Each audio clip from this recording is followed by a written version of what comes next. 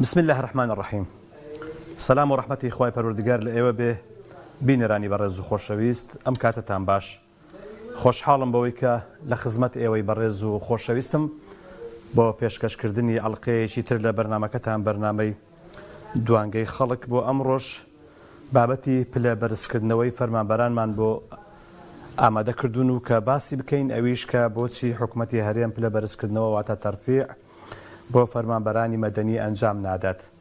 دیارە خۆتان ئاگادارن کە لە ساڵی 2014 تاوەکو ئێستا کە ئێمە لە ساڵی 2024 پلە بەرزکردنەوە ڕاگیراوە، بەڵام لە هەندێک شوێن لە هەرێمی کوردستان لە هەندێک دەستگا و لە هەندێک شوێن پلە بەرزکردنەوە دەستی پێکردوتەوە و بەڵام ئەوەی کە جێگای داخە و ئەوەی کە خەڵک بەڕاستی نیگەرانە سەرڕای ئەوەی کە موچە دوا دەکەوێت، سەرڕای ئەوەی کە ساڵانێک ینی موچە کرا پاشەکەوت و موچە بەنی و موچە بە چارێگە موچەدرا کەچی دەبینین ئێستا خەڵک چاوەڕوانی ئەوەیە کە پلە بەرزکردنەوە دەست پێ بکرێتەوە و تاوەکو ئەو شایستەدارانەی خۆیان وەربگرنەوە بە پێ هەندێک توێژینەوە یاخود هەندێک هەواڵ کە لە 2014 تاوەکو ئێستا کە 6 ملیۆن دینار لە هەر مۆزەفێک بردراوە بەهۆی پلە بەرز نەکردنەوە و هەروەها کۆی ئەم پارانەی کە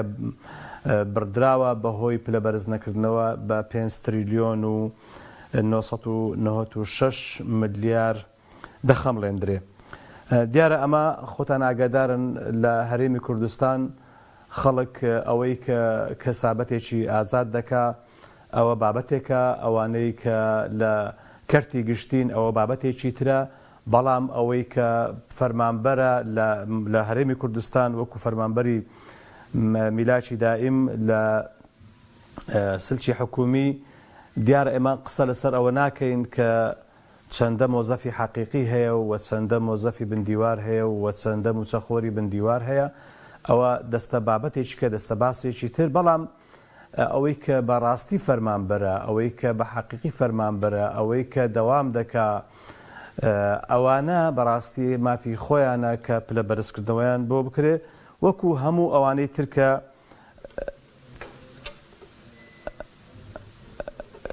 کاک ئاری فەرموبرا. السلام عليكم مامۆستا گیان. سلام، ئێوارە باش بە قوربان، چۆنی ئەحواڵتان باشە کاگاری؟ سڵاو ڕێزم هەیە بۆ جەنابە مامۆستا گیان، زۆر بەڕێزی سڵاوم هەیە بۆ برا بەڕێزە، سڵاوم هەیە بۆ کەناڵی پەیام، بۆ کارمەندان، بۆ کۆنتڕۆڵ، بۆ جەنگ و بۆ هەموو لە مامۆستا گیان. ئەڕێ لە پێناو خوای گەورەیە لە هەر شوێنێکی دنیاوە قسە بکەی لە ڕێگای خوا و بۆ خێر و بۆ چاکە و بۆ پیاوەتی هەر خێرە و هەر چاکەیە. دەستەکان قسەکردن قسەی خێر بکەیت لە هەر شوێنێکی دنیاوە بێ، لە سپاسێکی دنیاوە بێتر تەوەرەکەی مامۆستا گیان تەرفیع و عەلاوەی فەرمانبەران و مامۆستایان و کارمەندانی هەرێمی کوردستان لە 2014 وەکو ڕۆژنامەنووسێک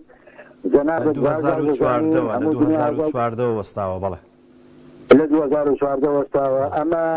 ئەمە کارێکی ناڕەوا و ناشەرعیە کە ئەم دەسەڵاتە بەرامبەر بە فەرمانبەر و بە کارمەندەکانی کردوێتی. ئەمە بەشێکیان. بەشێکی کەشی مامۆستا عیلاقی بۆ هەیە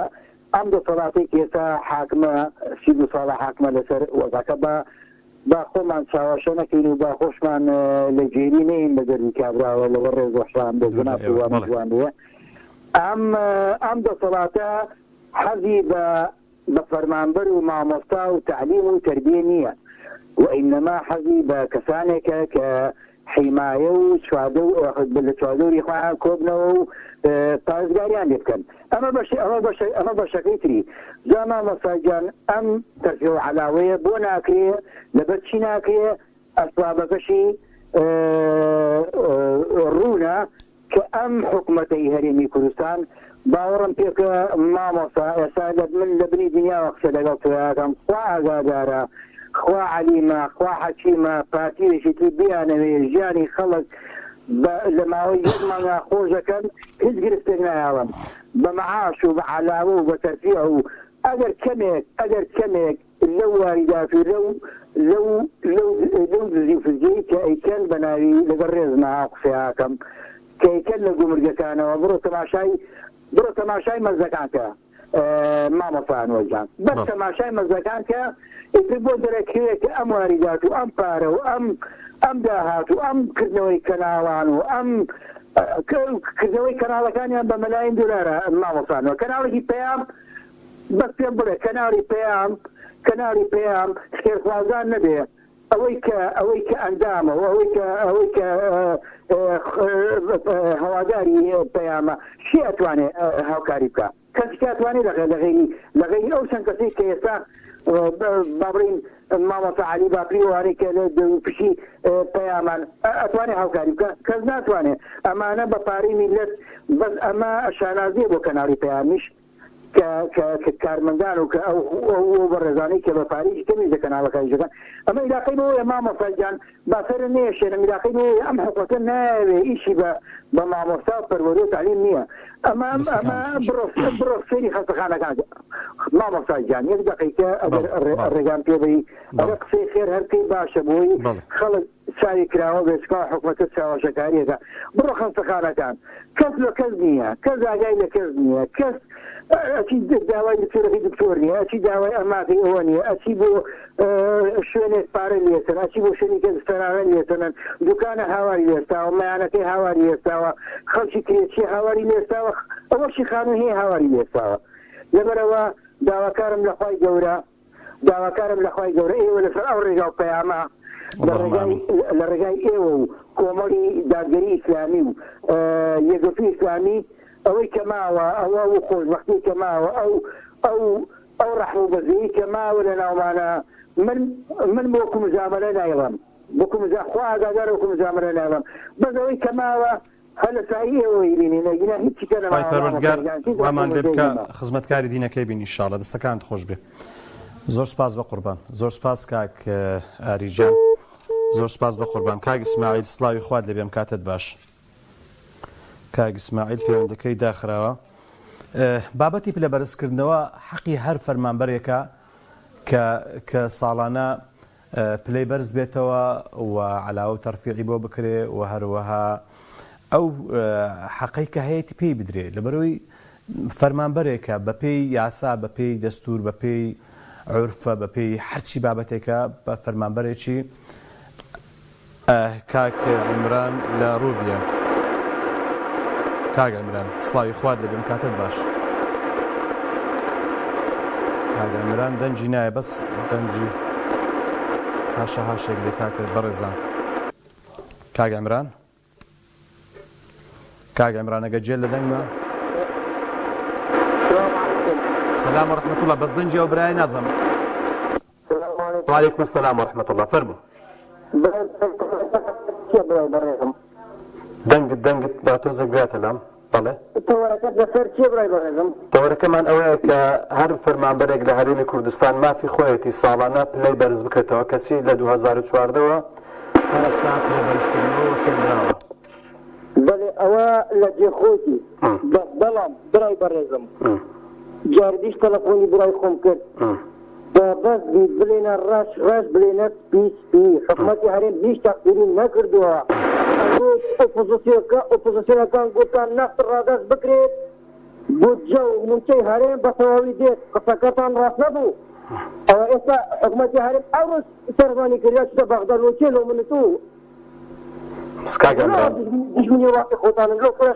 شەر ئەوگۆ دژمنن حاشا ئەنگۆ کوردینە نا کوردینە خاینن کاک عیمران بەڵێ برای بەڕێزم ژێر لێمە چاوت ماز دەکەم بەێوە چاوت ماز دەکەم کوردایەتی بکەم بەسا بەس حەقە شتەکان نەشێوێندرێ ئەزانی تۆ کاک عیمرانجان نەوت بەڕێکەوتنی نێوان حکوومەت و هەرێم و بەداواکاری هەرێم و حکوومەت پێکاتونە هیچ کاتێک بە قسەی ئۆپۆزیسیۆن نەبووە و نەشکراوە ئەوە دڵنیا بنەوە بەڵێ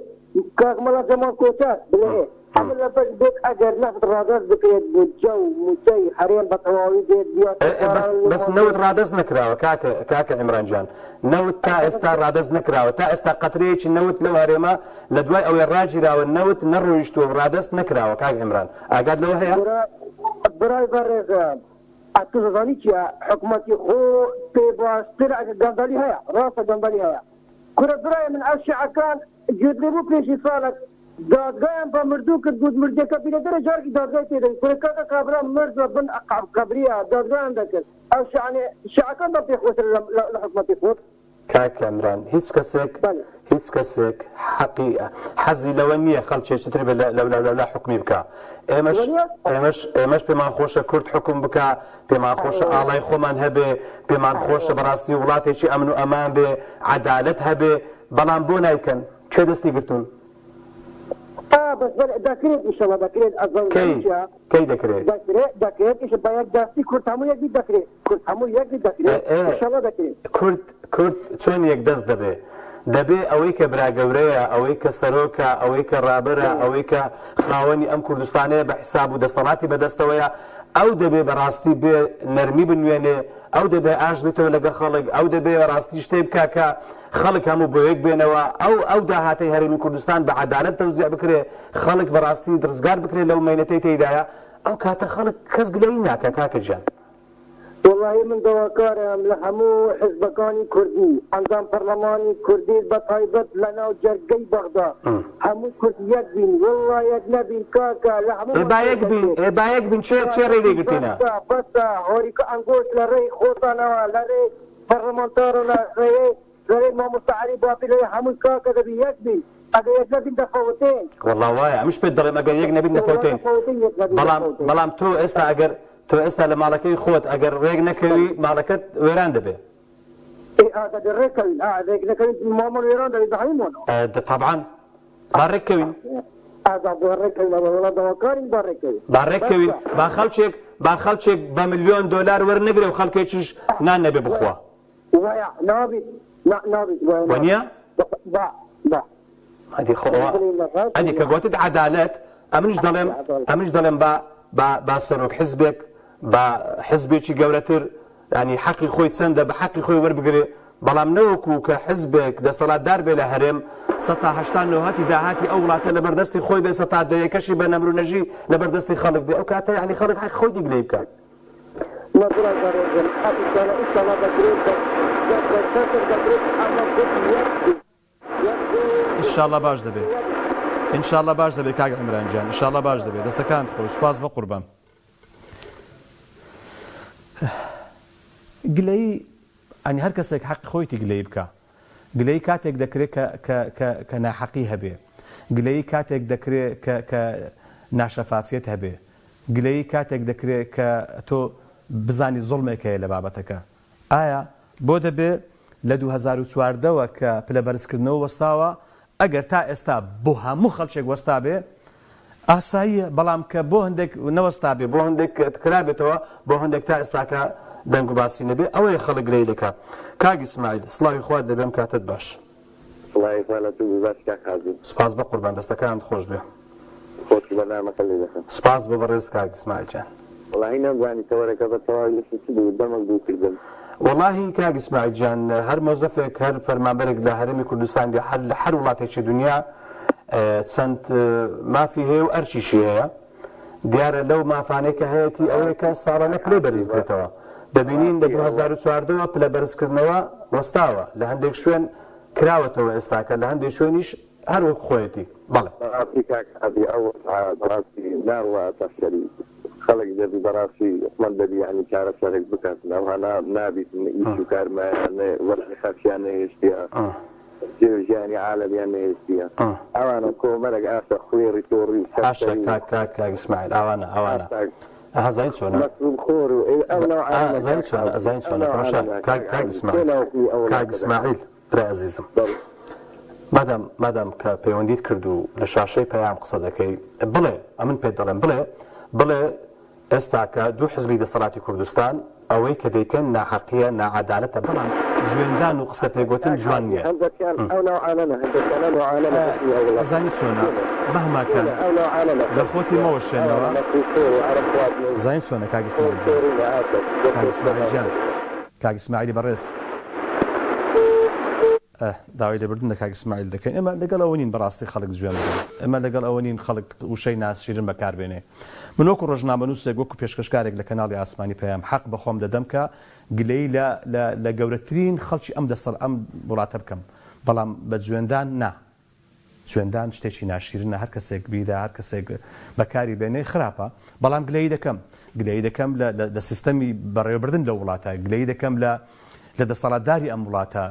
گلەی دەکەم لەو گەندەڵی هەیە گلەی دەکەم لەو ناشافافی هەیە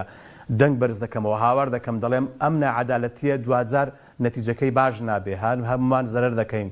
بەڵام جوێن قسەی ناشیرن کەس بە ئەو مافە بەخۆی نەدا ینی نەک لە شاشەیەکی وەکو پێیام لە هیچ شاشەیەک لە هیچ شوێنێک لە هیچ مەجلیسێک لە هیچ کۆڕکۆبنەوەیەک جوێندان بە بەرامبەرەکەت ئەبەت هیچ چارەسەرێکی وەزعەکە ناکە بە هەر حاڵ بابەتی پلەبەرزکردنەوە کە هەر فەرمانبەرێک مافێکی ئاسایی خۆیەتی و حەقی خۆیەتی کە دەوام دەکا کە فەرمانبەرە پلەی بەرز بکرێتەوە بۆ ئەوەی کە چۆن دەڵێ ئەو مافەی کە هەیەی بە یاسا پێی دراوە تەمەتوعی پێ بکاتن ینی ئەویش کە فەرمانبەرە و جگە لە موچەکەی شتێکی تری نییە چکە خەڵکێک هەیە بەڕاستی جگە لە موچەکەی هیچ مەزدە ڕزقێکی تریز نییە هیچ کەسابەتێکی تری نییە جاوەرە تۆوەرە موچەکەش بە 50 ڕۆژ زارێک بێ جا پلەبەرزکردنەوە کە مافێکی سەرەتایی خۆتە نەبێ ئەوجا دەبینی دەولاشەوە خەڵکێک بە بەرچاویتەوە پلەی بەرز دەکرێتەوە بۆ ینی بۆ دەبێ وابێ ئەگەر پلەبەرزکردنەوە بۆ کەس نییە تا مشکلەیەک نییە هەرچەندە گرفتێکە هەرچەندە مشکلەیەکە بەڵام ئەگەر بۆ کەس نەبێ تا حدێک ئەمە بابەتێکی ترە بەڵام تۆ بێ لە مؤسسەیەک لە مؤسسەکانی ئەو وڵاتەیان لە چەندین مؤسسەی ئەو وڵاتە ببینی پلەبەرزکردنەوە هەیە و خەڵکێک شایستەی خۆی وەردەگرێ مافی خۆی وەردەگرێ بەڵام لەو لاشەوە دەبینی خەڵکێکی تری زۆر ئەو بابەتەی لێ قەتع کراوە کاگی یوسف سڵاوی خۆت لەبێم کاتت باش کاگی یوسف سەبارەت بە پلەبەرزکردنەوەی فەرمانبەران والله بەڕێزم نازم دەنگ باشیانە دەنگت دێ بە قوربان فەرموو زانی ئەو هەموو مشکلانە هەمووی ئەوەی سەبەکە ئەو دوو حیزبەنە ئەو دوو بنەماڵەنە ئەو دوو بنەماڵە باشتر وایە برانی بەڕاست نەزم سەوتێک هاشەهاشێک دێتە گوێم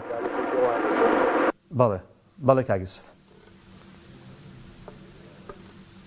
کاگی یوسف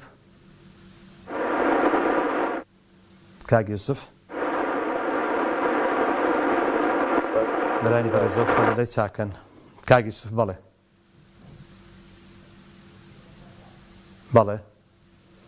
قەتع بوو داوای لێبوردن لێ دەکەین بە پێی هەندێک بە دواداچوون لە ساڵی 2014ەوە تاوەکو ئێستا 5 تریلیۆن و 996 ملیار لە پارەی موچەخۆرانی ئەم هەرێمە بڕدراوە بە سەبەبی پلەبەرز نەکردنەوەیان یعنی وا مەزەندە دەکرێت کە لە هەر فەرمانبەرێکی ئەم هەرێمی کوردستانە 6 تا 9 میلیۆن دیناری لێ بڕدراوە تەنها بەهۆی پلەبەرز نەکردنەوە ئەوە جگە لەوەی کە ساڵی پارسێ موچەنەدرا جگە لەوەی کە ئەم هەموو لێبڕینە و ئەم هەموو پاشەکەوت و ئەم هەموو دواکەوتنی موچەیە ئێستاش بابەتی پلەبەرز نەکردنەوە بابەتێکی بەڕاستی هەنووکەیە و خەڵک زۆر باسی دەکا و هەر فەرمانبەرێک لە هەرێمی کوردستان مافی خۆیەتی کە داوا بکە و مافی خۆیەتی ئەو مافەی پێ بدرێ پلەی بەرز بکرێتەوە و بۆ هەر ساڵێکی شایستەی خۆی پێ بدرێ چکە لە حەقەتدا مادام تۆ داد مەزراندووە مادام بە دەستور و بە یاسا مافی هەیە دەبێ پێی بدرێ مادام ئەرچی لەسەرەوە مافیشی هەیە دەبێ هەم ئەرکەکانی خۆی بەجێ بگەێنێ و هەر ئەو مافەشی کە هەیە پێی بدرێ ینی لە حەقەتدا بابەتی پلەبەرز نەکردنەوە بابەتێکە ینی وەکو ئەوەی کە چۆن دەڵێ فەرمانبەران بە زوڵمێکی دەزانن لەو کاتەشەوە بەڕاستی زیاتر بە زوڵمی دەزانن کە لە هەندێک شوێن پلەبەرزکردنەوە دەستی پێکردوتەوە و لە هەندێک شوێنیش پلە بەرزکردنەوە هەروەکو خۆی وەستاوە لە 2014 تاوەکو ئێستا. ئەم بەرز نەکردنەوەی پلەی فەرمانبەران و ئەم دواکەوتنی موچێ و ئەم شێوازە لە سیستەمی ئیدارەدانی وڵات وای کردووە بەڕاستی پشێوی خستۆتە نێو کۆمەلگا بەڕاستی بەرەو ئاقارێکی بەڕاستی خراپ دەڕوا بەداخەوە. یعنی زۆر خێزان لێک ترازاوە سەبەبی نەبوونی بە سەبەبی ینی کەمی بژێوی ژیان بۆی کە نازانێت چۆن بژێوی ژیانی خۆی دابین کە نازانێت چۆن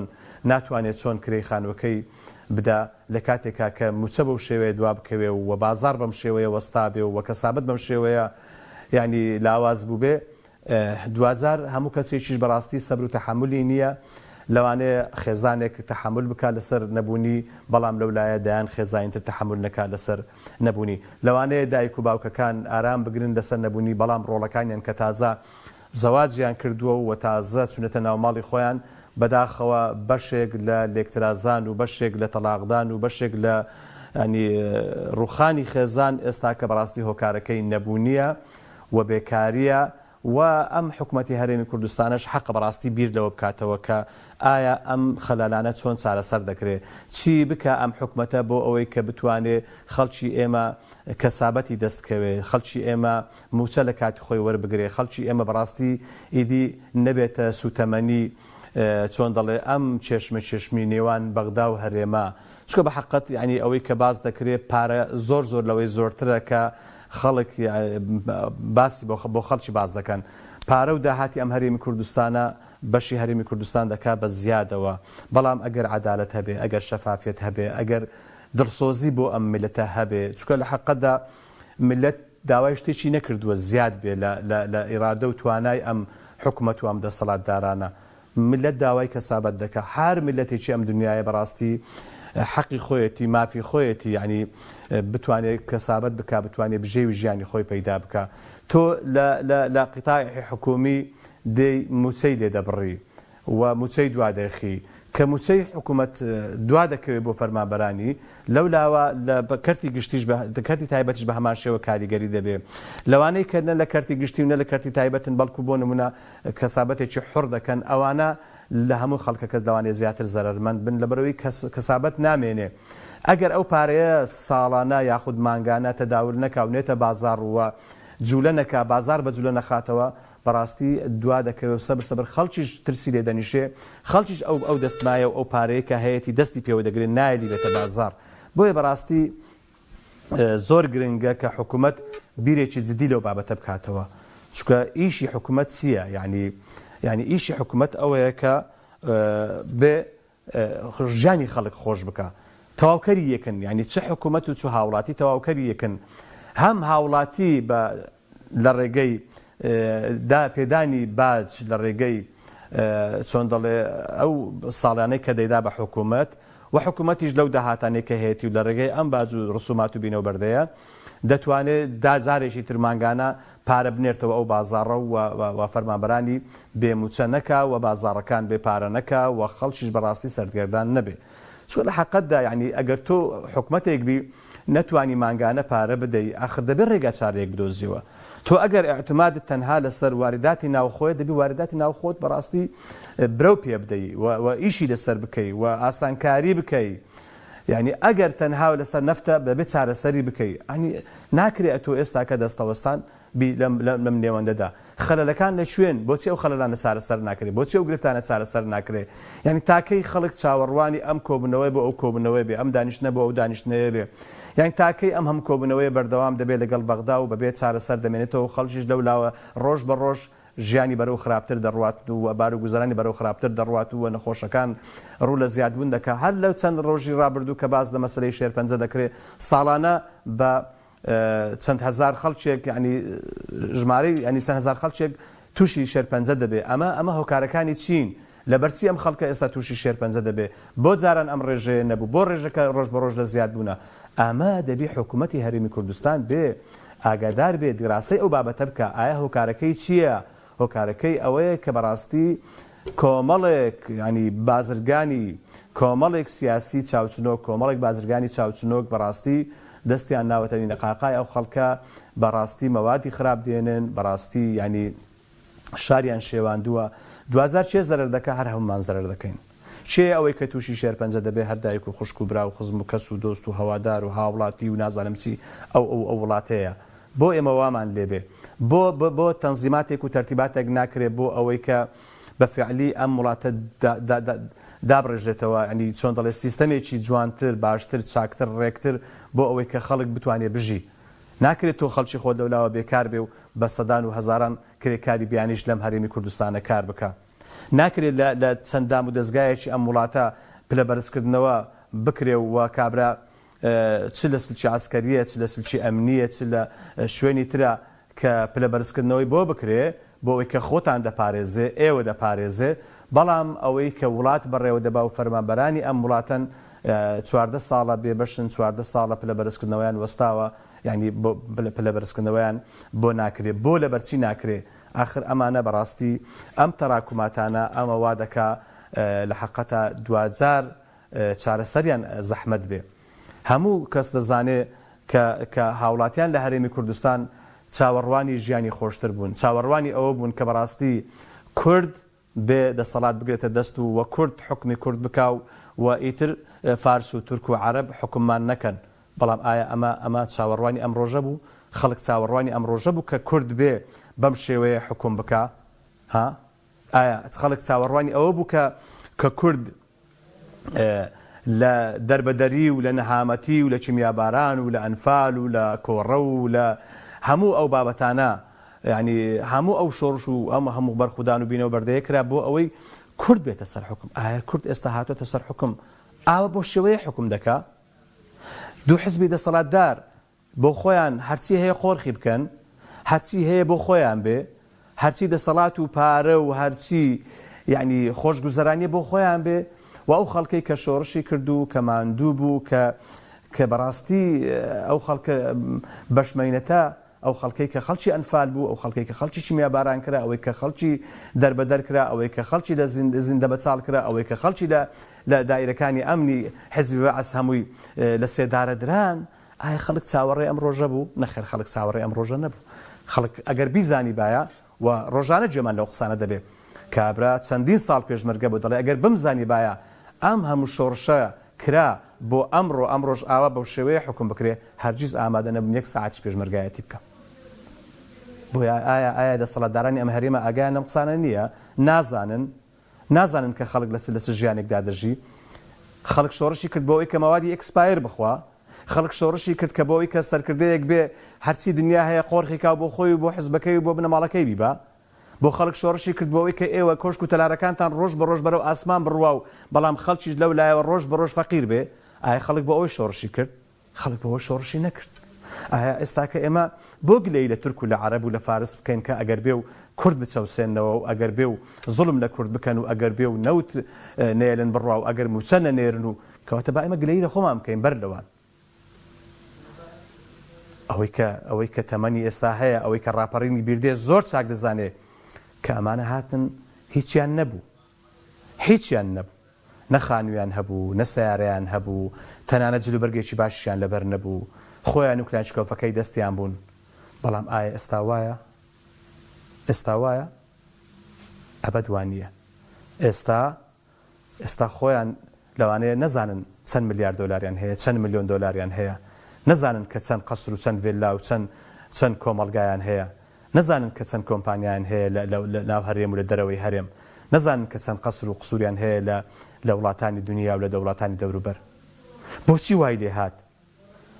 لێ هات ئێوە لە هیچی نەبوو ئێوە خۆتان و کلانشکۆفەکانی دەستان ئێستا نازانن پارەکانتان لە چەند بانقدان دراوە نازانن لە چەند بانق سەرمایەتان هەیە بەڵام ئەو خەڵکەی کە لەگەڵ ئێوە شۆڕشی کردووە لەگەڵ ئێوە خەباتی کردووە لەگەڵ ئێوە ڕاپەڕیوە لەگەڵ ئێوە کۆڕەوی کردووە لەگەڵ ئێوەش هات بەڵام دەبینین ئێستا ئەو خەڵکە ڕۆژ بە ڕۆژ وەزعی بەرەو خراپی دەڕوا ژیانی بەرەو خراپی دەڕوا ئێوەش ڕۆژ بە ڕۆژ ژیانتان خۆشتر دەبێ و خۆشتر دەژین ڕۆژ بە ڕۆژ کوڕەکان و نەوەکانتان بازرگانی باشتریان بەدەست دێ بەڕاستی ئەمانە بەداخەوە جێگەی داخە کە لەم هەرێمی کوردستانە ئاوای لێبێ کەواتە ئەگەر قسەیەکیش بکەین وەکەوە بەڕێزا ئاماژە پێوە دەکات دەڵێ ئێوە خائینن یعنی ئەگە ئێمە بڵێن کاکە گیان فەرمون حکومەکەتان جوان بکەن ئێوە جوان لەسەر کورسەکانتان دابنیشن ئێوە با دەسەڵاتێکی بەڕاستی ڕەشید بن ئێوە با دەسەڵاتێکی خەمخۆری میلەت بن ئێوە فەرمون کاکە گیان وەرن ئەوەی کە باشە بۆ ئەو میلەتە بیکەین ئەمە دەبێت خائین بین کەی ئۆپۆزیسیۆن وتووە وەرن کاکە بڕن نەوت تەسلیم کەن کاکە ئەو نەوت تەسلیم کردن و ئەو ئیتیفاقیاتەی بینی هەرێم و بەغدا پەیوەندی بە ئۆپۆزیسیۆن و بەوە نییە هیچ کاتێک گوێ لە قسەی ئۆپۆزیسیۆن نەگیراوە ئەسڵەن دواتر تا ئێستاشی لەگەڵدا بێ قەترێ نەوت نەڕۆیە لەو ڕۆژێوە کە نەوت وەستاوە تا ئێستا نەوت نەڕۆیشتووە ئەسڵەن حکوومەتی عراقی و دەسەڵاتدارانی عراقی و حزب شیعیەکان ئەوەی کە باز دەکرێت پێیان ناخۆشە نەوت بڕوە کەواتە لێرەدا دەبێت دەسەڵاتداران بەخۆیان دابچنەوە نابێ گلەی لە حزبەکانی تر لە خەڵک بکەن دەبێت گلەی لە خۆیان بکەن خۆیان نایانتوانی ئەو وڵاتە وەکو ئەوی کە پێویستە بەڕێوەی ببن بەهەرحاڵ من لێرەدا کۆتایی بە بەرنامەکە دێنم هیوادارم کە خۆی پەروەردگار ئەم کوردستانە لە ئەمن و ئەماندا بێ و ببوژێتەوە و دەسەڵاتداران بەهۆش خۆیان بێنەوە و حکمێکی دروست بکەن تاوەکو میلەتێک هەمیشە خۆشبەخت بێ خواتان لەگەڵ